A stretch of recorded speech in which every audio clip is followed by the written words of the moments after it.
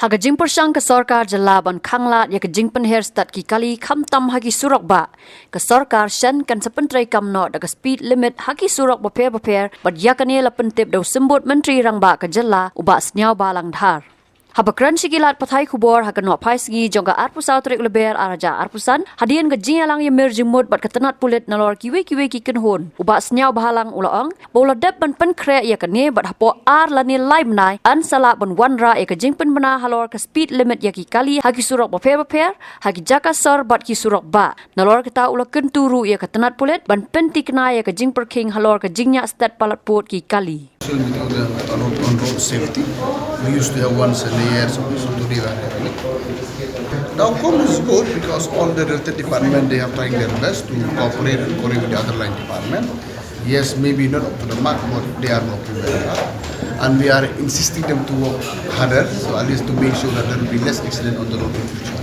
You see, yes, when the report is there, so yes, there is few locations which accident frequently happen. So we suggest that we see what we should do, what corrective measures should be there.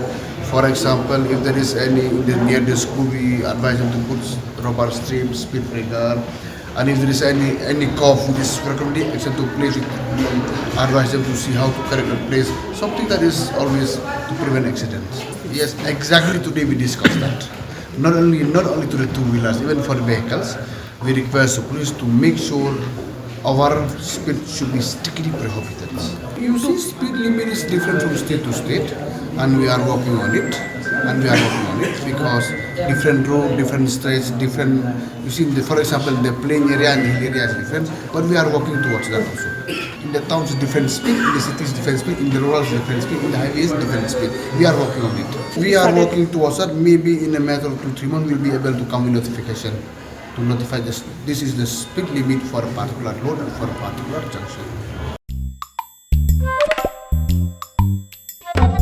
Habatin, pej bahagi kishap, kashap plus F.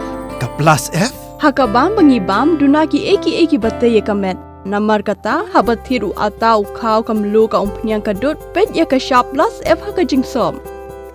Yaki nutrient kumki vitamin bat ka ayan la icon diat bat ka bathau bha kam kta ika dur jingki marbam ka jing mat lani ka rukom shed yaki. Balehi banai kita. Kadon ka we ka jing mentoy ba kongsan. Ka kot ka kia. Ka nutrition bakam bha ka jing im bakam bha pendon kam daki marba modon ka sharp plus F menta kasni Lawan Ra Shafi Lingba ko office jong Commissionerate of Food Safety Meghalaya.